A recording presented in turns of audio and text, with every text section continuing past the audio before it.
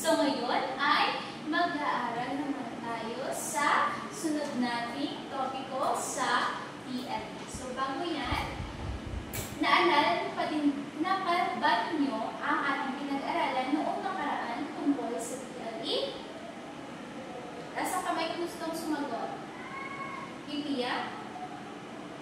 Okay, magaling. Ano naman po ang napag-aralan natutunan mo noong nakaraan nating pagkikita sa TLE, Georgine?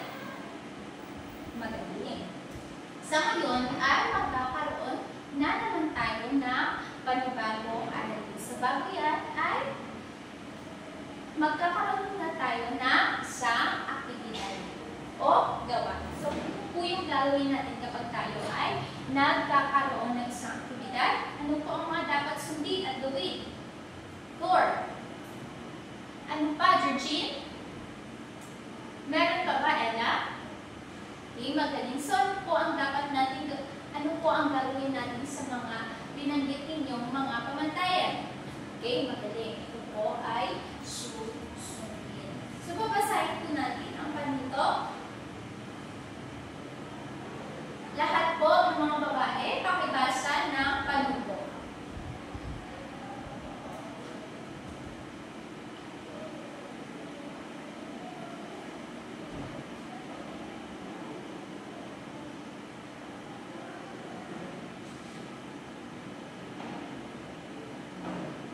Maraming salamat po.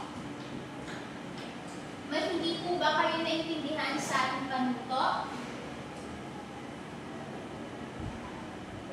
Naintindihan lang po ba? Okay, magaling. Okay, so ang gagawin niyo po ay may ikapakita akong mga larawan dito sa unahan kasama ang mga magulong letra. At ang gagawin niyo lamang ay huhulaan kung ano ang ipinapakita ko larawan. So, hatiin ko muna sa dalawang grupo, isa dito po at pangalawa dito. Okay, so, ang gagawin nyo ay itataas nyo ang inyo, ganito po, yung hinalapin nyo kapag gustong sumagot. Kasi kung sino po yung ang grupong may pinakamataas na puntos ay siya mananalo. Naintindihan na po ba yung pagluto? Okay, magaling. Unang larawan. Ano po yan? Okay, group 1. Magaling. Ito po ay sabon. Ang ikalawang larawan. Okay, may puntos na po. May isang puntos na po ang unang pangkat. Okay? Pangalawang larawan. Group 2. Okay, that's it. Sa group 2, ito po ay palanggana. Okay, may isang puntos na rin po yung group 2. Sunod na larawan. Okay, group 2 ulit. Magaling. Ito ay, diba? Ibig sabihin ay may ilang puntos na ang group 2.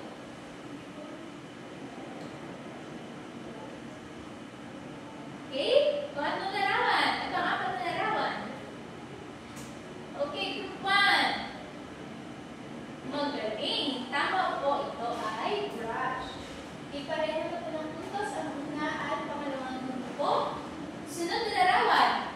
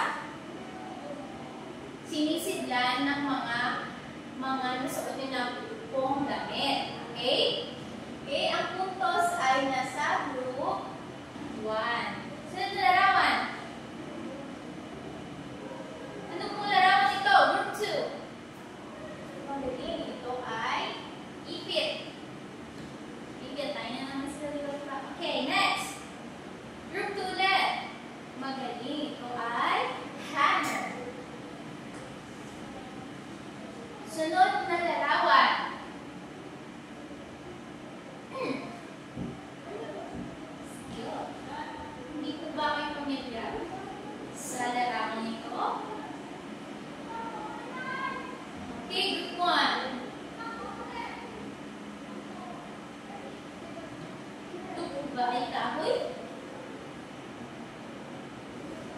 Okay, may chance lang sumagot ang group 2. Okay, magaling. Tama po. Ano po yung sabi ng group 2? Tama. Ito po ay sampayan. Sinasampayan ng ating mga damit. Group 2. Meron na po 5 puntos. Okay. At yun, lamang. Palakpakan nyo ang inyong mga sarili.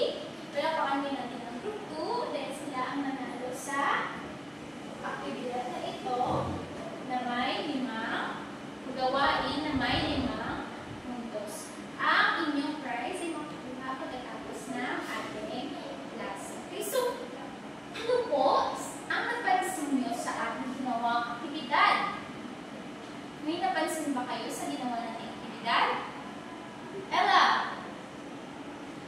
Galing. So, para saan mga gamit na ito? Sinabi ni Ella na ito ay mga gamit. So, para saan ang mga gamit na ito? Kayo ba ay pamilyar? Maricho? Magaling po. Tama ang iyong sagot. Ito ay mga gamit na ginagamit natin sa paglalaba. So, nakaratas na pa kayo maglaba? Gabuling na siya kung sino balay maglaba. Nabigyan din sa nanay maglaba? O hands up mga paglaba sa balay? Okay, very good. Yung isang grade 4, no? Okay. Ano-ano ang mga paraan ng paglalaba? So, may ideya ba kayo sa mga paraan kung paano maglaba?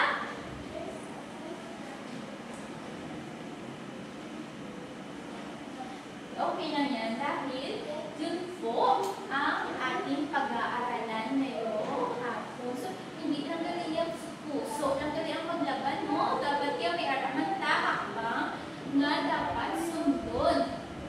Abi natin pagkapusok na doon paglaban natin sa mga gamit. Ang mga natin ay ating mga bayo natin na okay. It's not. Okay, this time, ngayong hapon, okay, pag-aaralan natin ang wastong paraan ng paglalaba. Ang sabi mo ay gabulig ka mo sa inyong mga mami, mga mama nga, manglabas sa inyong mga balay. So ngayon, ay tuturuan kayo ng wastong paraan ng paglalaba. Una, ito po yung mga habang sa tradisyonal paglalaba. Ibig sabihin sa tradisyonal, wala gagamit sa mga electric like sa washing machine. Gagamit washing machine, ganyan ginagamit sa paglalaba. Okay, so this time, tuturuan ko kayo kung paano maglaba sa tradisyonal na paraan. Kung pagpupusot ko more sa yung kamay lang po yung ginagamit sa paglalaba. Okay, una, ihanda ang mga gamit sa paglalaba. Ano po ba yung mga gamit sa paglalaba? Sa kamay. Door. Okay, ano pa po? Mermaid. Meron pa ba? Rapunzel. Okay, magaling. Okay, dalawa po. Basahin. Unang hanan.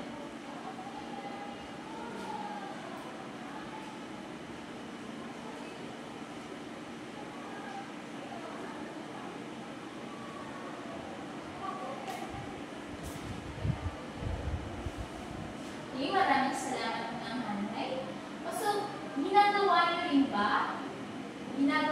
ba yung pag-iwalay or gabang laba lang kung diretsyo? Hinalaban niyo na diretsyo yung mga bayo. Inasimpo niyo lang ang putek ng anticolor. Now, nabalaan na nga dapat hiwalay po ang mga putek. Hiwalay po dapat yung mga putek sa paglalaba at hiwalay rin po yung mga rectangular. Okay po? Okay. Pangatlo, basahin. Pangalawang hanan.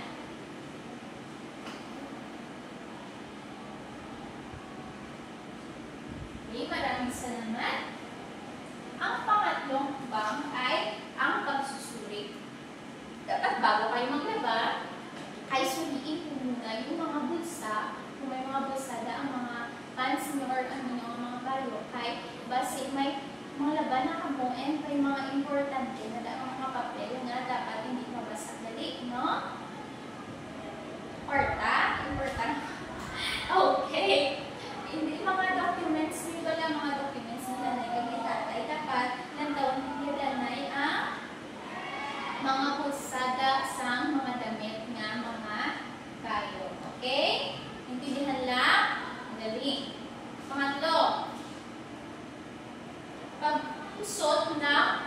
pagkukusot ng puting damit. Sensya na po. Pakibasa po lahat.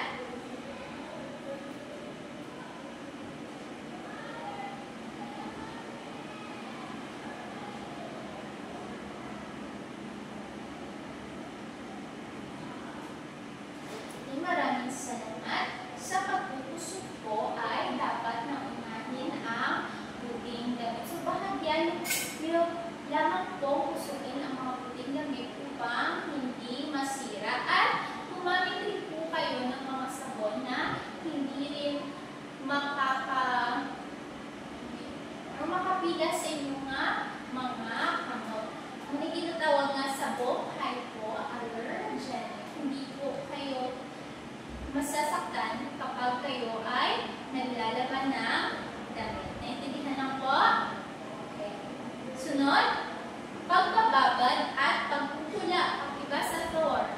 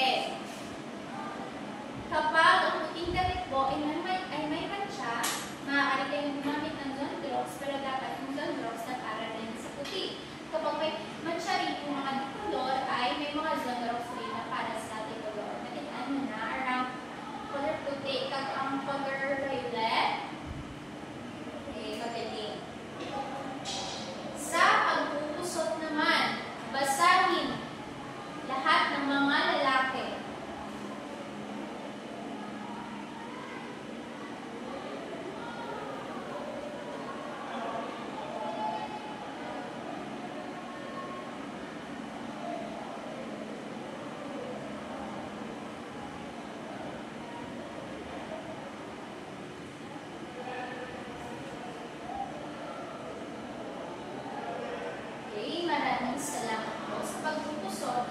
May pagkasunod-sunod din pala. Dapat unahin ang damit, pagkatapos ay panyo, pantalon, pagkatapos ay pinakamalaki. Hindi naman pinakamalaki. Pero yung medyas po natin, yung panghuli na dapat natin ilaghan. Dapat po natin tignan yung mga laylayan dito, yung mga laylayan ng ating mga damit, dahil dito po yung madalas na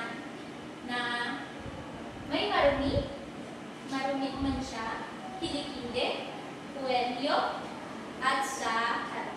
Especially sa inyo, kaya ganun ba yun? Kung kadaog to, lampang kakamo, kadaog to, tapos yung isang kapanyaga, nagulaga mo, dapat yan, ayaw, kinatabasin, sinanay sa inyong mga damit, tinutama, hindi mga mansya, mga po. Okay?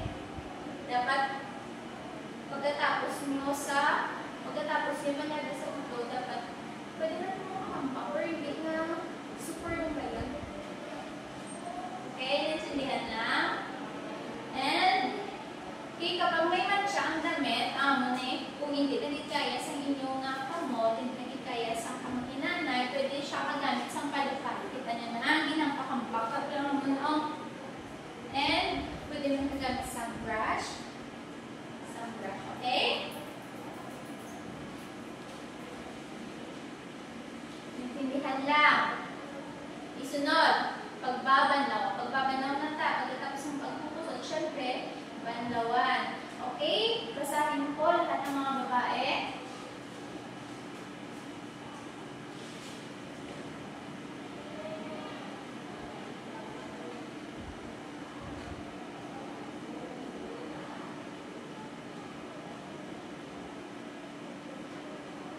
Maraming salamat. Sa pagbuklaw, syempre, uunahin natin yung mga puti at pagkatapos ay isunod yung mga tricolor. Sa pagbabanlaw, dapat banlawan po natin ang ating damit ng 3 beses o higit pa para makuha po yung mga bula o mga maruruming sa damit.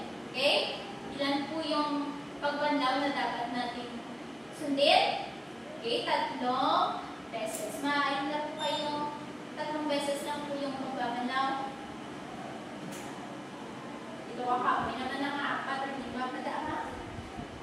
Okay, pagkatapos ng pagbabanlaw, kaya binubra ko yan ng 2 kabunlaw and sa ika-3, gagamit ako sa brownie. So, pwede ka magagamit fabric conditioner para mas lalong tumango po yung inyong damit. Naintindihan po ba? Pang-8, pagpipilikit at pagsasampay. Masampay? Sampay na ta. Okay, basahin po lahat.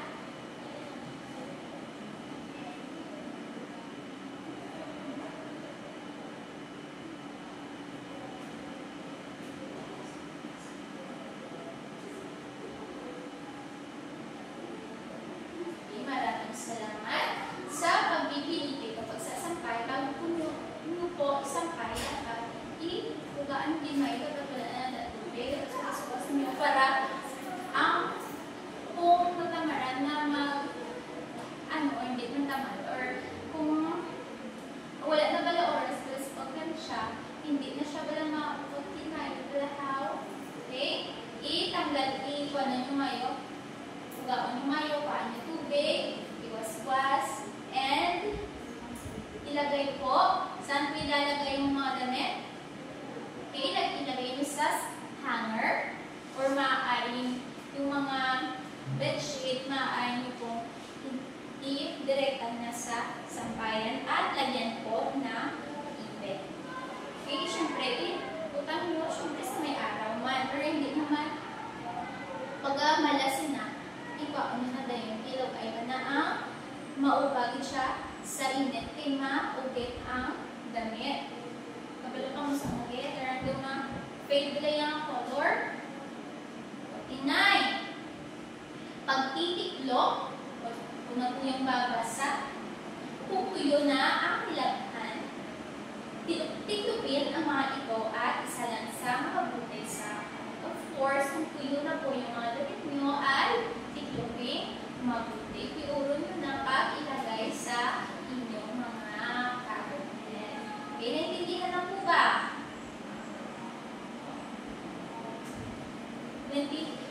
Alam niyo na po ba yung mga paraan, mga ba kung paano ang tamang paglalaba?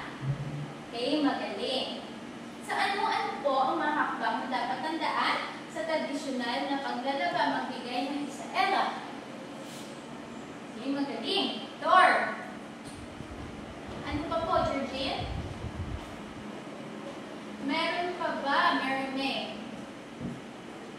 Ipang-5, meron pa po. Ano, Joy?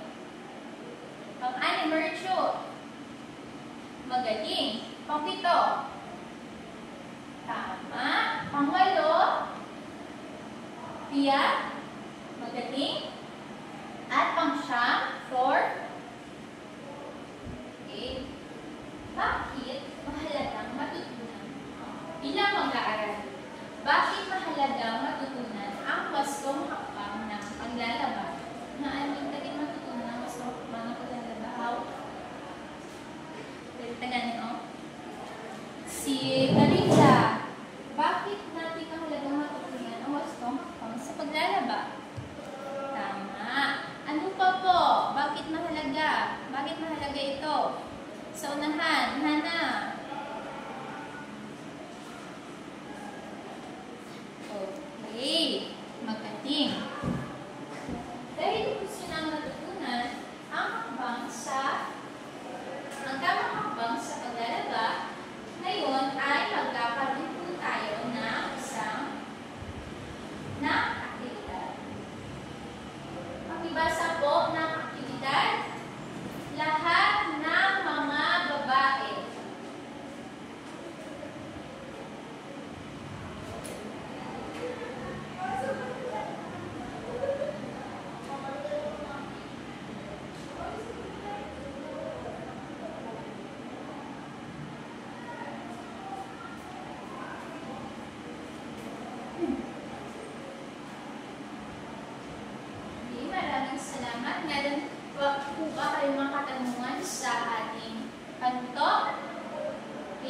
handa na po, ay hatiin po kayo sa dalawang grupo.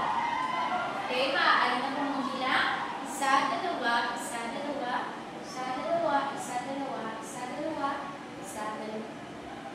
Okay.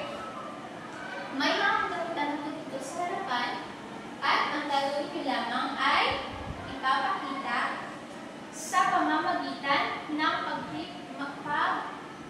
pag-perform ng tamang hanggang sa paglalaba. Kung makikinig kayo ay alam nyo na po yung pagsunod-sunod po ng tamang paglalaba. Okay?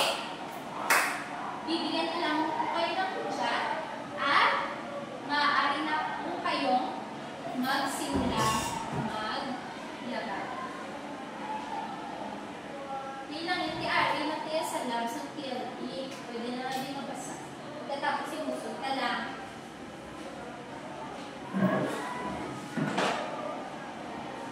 Ito po yung mga pamantayan na dapat nyo sundin upang magkaroon po kayo ng protect score sa akin.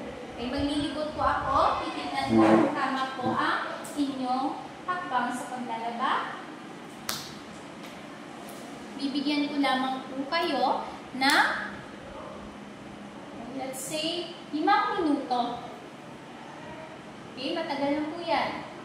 Dapat may ipakita po yung paghahanda, paghihiwalay, pagpupusot, pagbabanlaw, pagsasampay, at pag-aayos ng inyong damit. Hindihan ba? Okay? Isa, dalawa, tatlo. Okay, maaari na kayong magsimula. Okay, maglilibot po ako. Tingnan mo kung tama po yung inyong paglalaba.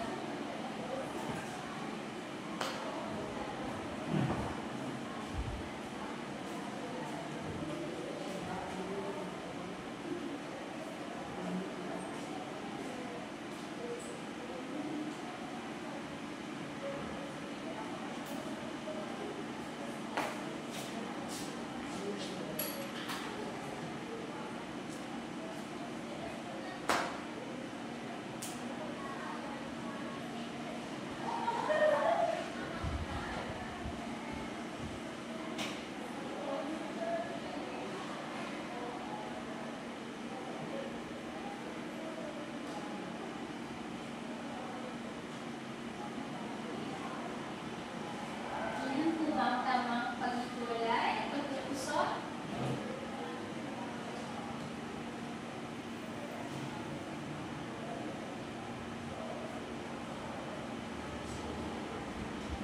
Mga members ko, ay nangyayari dapat bigyan po ng role yung bawat miyembro ko. Dapat yung isa ay siya magpupusot, dapat yung isa siya magbabanlaw, hindi yung kaya ako nilalaman ko sa isang miyembro. Titignan ko rin yung pag-cooperate po sa isa't isa.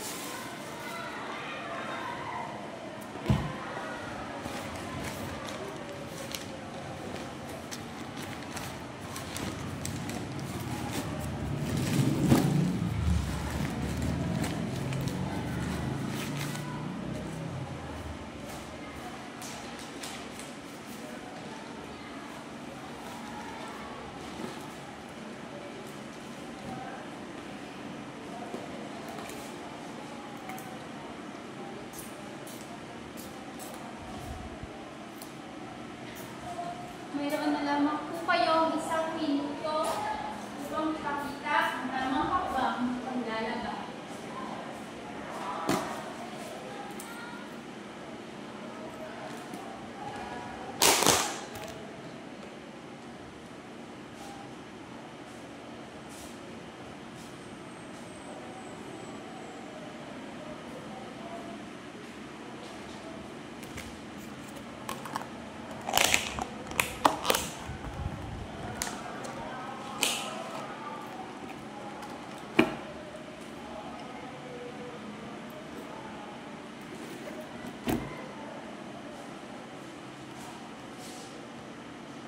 Okay, time's up.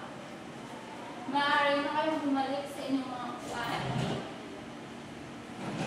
Turn to the motion.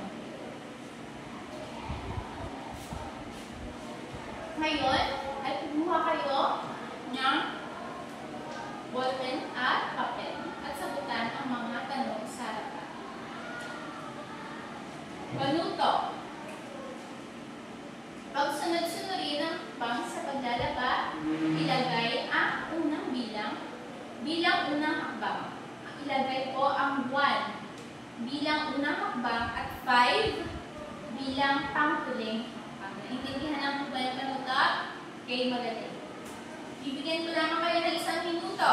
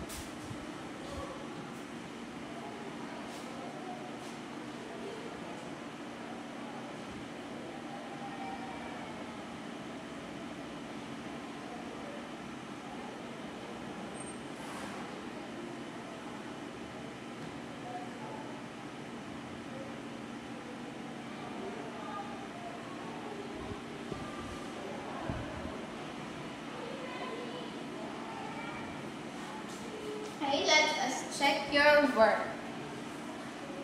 Wala na po akong makikita. Susulat pa dyan.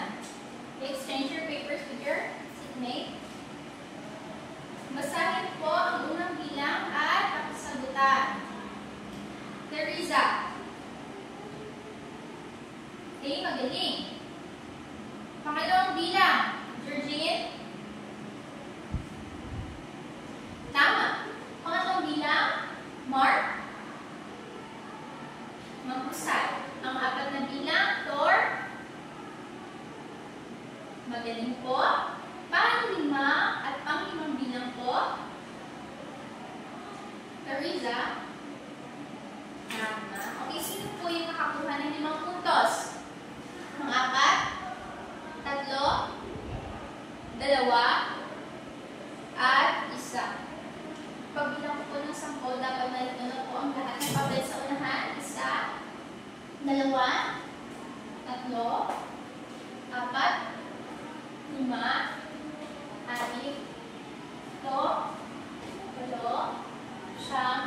10. Okay?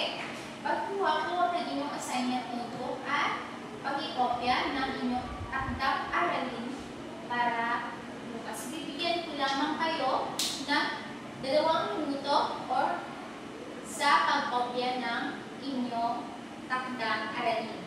Ibabasahin ko yung ganito ng video ng sarili na tumutulong sa paglalaba sa bahay gamit ang bastong pang sa paglalaba. Ipasa ko yung mga GC po. May GC po, di ba tayo? Ipasa nyo po dyan yung video nyo.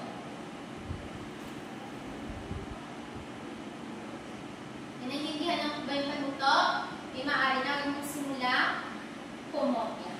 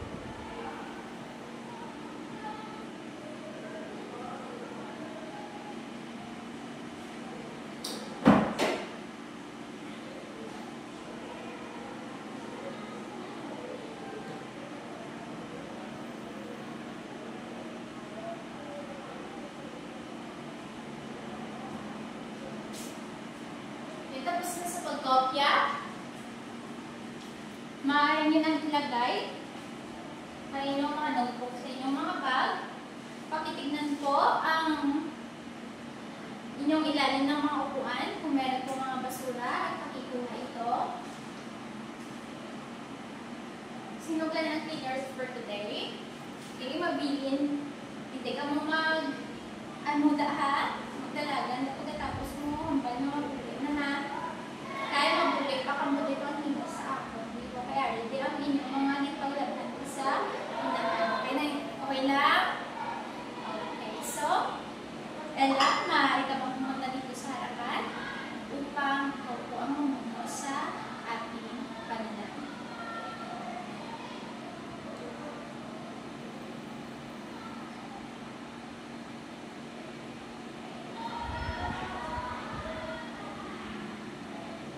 Okay, amen.